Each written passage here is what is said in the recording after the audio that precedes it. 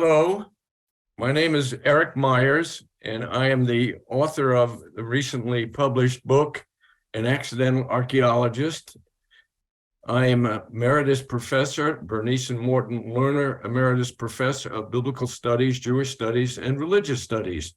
And it's a pleasure to introduce you to this book entitled An Accidental Archaeologist. It's the story of my early life that began in Norwich, Connecticut, not too far from Hartford and south a bit towards New Haven, on the beautiful New England coast. And I begin with a detailed examination of my early life and the extended family that I had there.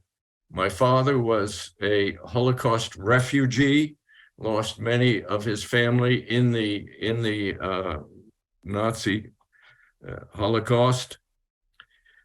I lost his father, my grandfather, but it was my grandparents, my mother's parents, Anita and Ike, and my uncle, Rabbi Marshall Meyer, who lived next door to us, literally a few minutes away, that constituted my immediate family. And having an extended family, especially when the other refugees arrived on my father's side, I had a ready-made huge family very close to me, and that was very important because I was bullied in elementary school, I was bullied in high school, and often accompanied with anti-Semitic slurs and street fights, if you can believe that.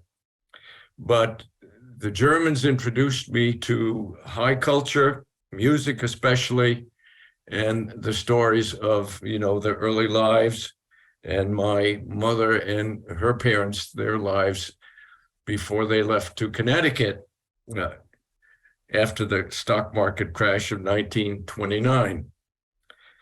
From those early years, I move on to the intellectual life that I really began in college, at Dartmouth College, where I went and studied everything from Germanic literature to history and classics, and became very much involved in activities such as the Glee Club, choral singing, golf. I played on the golf team there, and even acted in the play shop, and spent my junior year abroad at the University of Vienna. But things changed a great deal in the next section, where I present my life in graduate school and with my life partner, Carol Meyers, who also achieved the distinction of having a named chair, which she held for decades at Duke as well. We met when she was a senior at Wellesley, and I had just completed my MA degree at Brandeis. And then it was love at first sight, and we went off to Israel to spend our honeymoon year. And the cover of the book is actually the winter of 1964 and 5, when we participated in the excavations of Masada, winter, December and January, 64, 65. And the bulk of the book details the discoveries that our Duke excavations made over the years, together with our team and Carol, of course.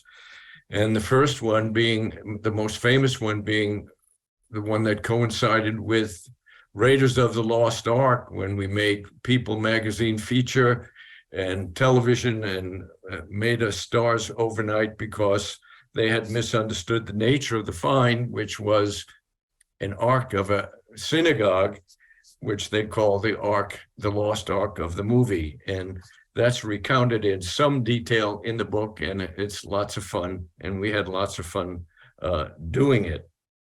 The other major discovery that is recounted is our Dionysus mosaic, in which at one end we have a absolutely gorgeous female persona depicted that was dubbed the Mona Lisa of the Galilee by the press. And Carol did a very special interview with NBC News right in the middle of the first Intifada and Martin Fletcher called these the good stones of Israel. And that was a very significant, it also made the back cover of the New York Times Magazine in a lovely interview with Carol and me and our collaborator from Israel, Ehud Netzer. So those are some of the highlights. And you might ask, what did I learn from reading this book? And it's a lot, really. I started out writing it because I wanted the grandkids to have a record of my early life and some of my favorite stories. I also wrote it for some of my colleagues and to include anecdotes that they always said they wanted to hear about. But mostly I learned that I've had a wonderful run of it. I've loved teaching at Duke. It's now been 54 years that I've been here, still have an office, still writing. And many, many students remain in close touch with us, and that's been one of the most remarkable outcomes of all my work, the wonderful relations I've developed over the years with former students, undergrads, as well as graduate students. Just as a postscript, I'd like to say that humanistic research is in great need of a reboot. And if this book helps to encourage not only Duke, but other places to reemphasize the humanities, I think we need them now more than ever, because the study of the past really helps us understand the present and enables us to approach a future with much more confidence and certainty. Thank you for listening, and please enjoy the read. Bye-bye.